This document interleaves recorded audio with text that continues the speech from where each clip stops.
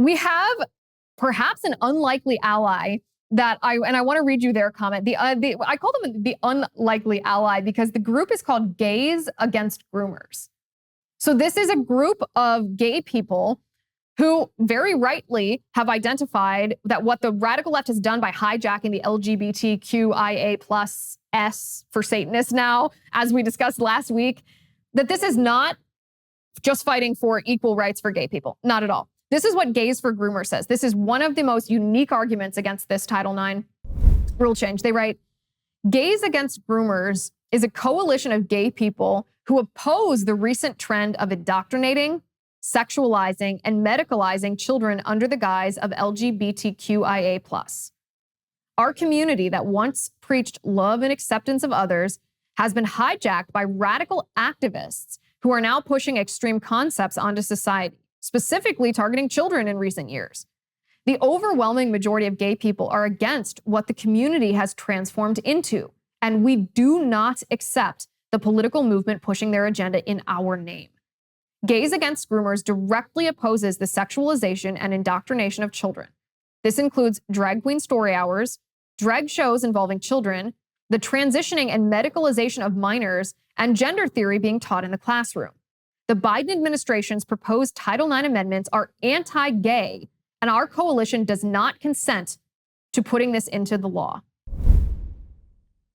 Well written, right? Well, the part of that stuck out to me the most is when they say the Biden administration's proposed Title IX amendments are anti-gay. I thought, okay, well, what does that mean, anti-gay?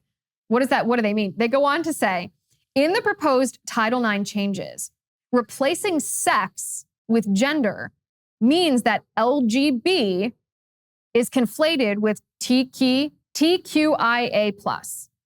Without a proper definition of sex, meaning male and female, the rights which protect heterosexual and homosexual people will no longer mean anything.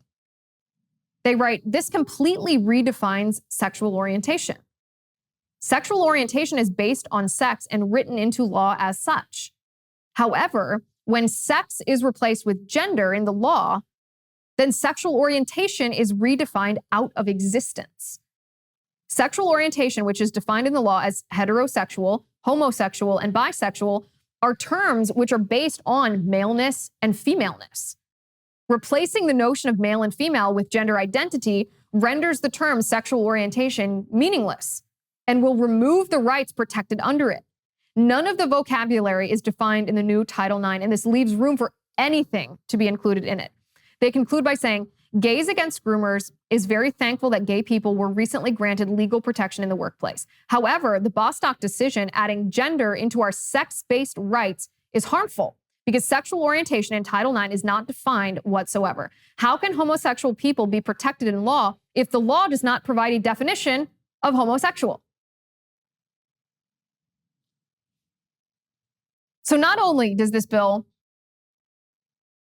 endanger women and girls, maybe render them obsolete, put them in physical danger in locker rooms and in bathrooms where they'll be forced to share facilities with men, biological men who identify as women.